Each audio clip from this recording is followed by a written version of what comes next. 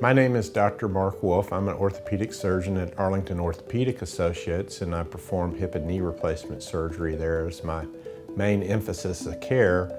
And our theme today is to talk about when it's time to do a hip or knee replacement. The three major categories of hip pain can be from your lower back, or from the hip joint itself, which is the ball and socket, or the outside part of your hip, which we call the bursa.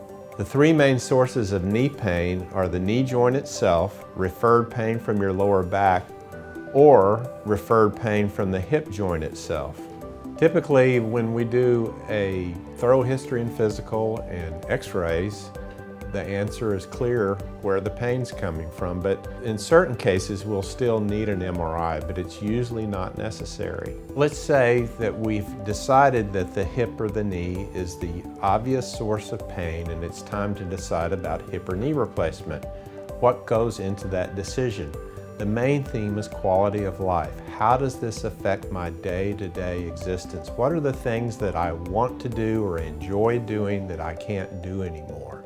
And then what are my expectations for how a new hip or a new knee is going to help my quality of life? Then we need to talk about what alternative treatments could be used short of surgery, which may be very beneficial. Those would include anti-inflammatory medicines, exercise program, the use of a cane or a walker temporarily, and injections for therapeutic reasons into the hip or knee to help the pain.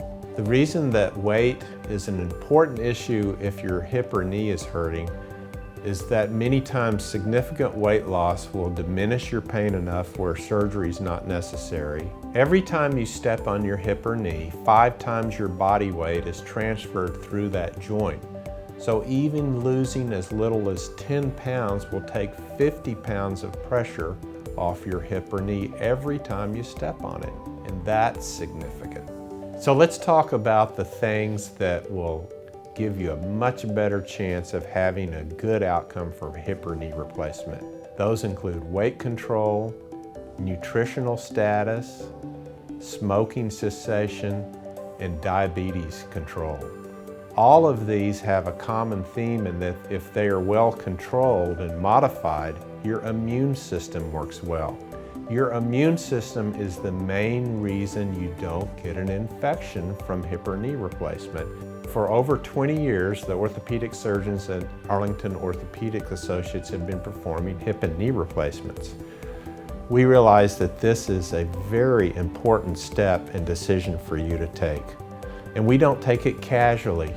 Even though it's common for us to do the surgery, it's your hip and your knee, it's your body, it's your family we're taking care of. So we welcome any questions that you have. Information will help you to get through this and help you to make an informed choice. And we invite those questions at our visits.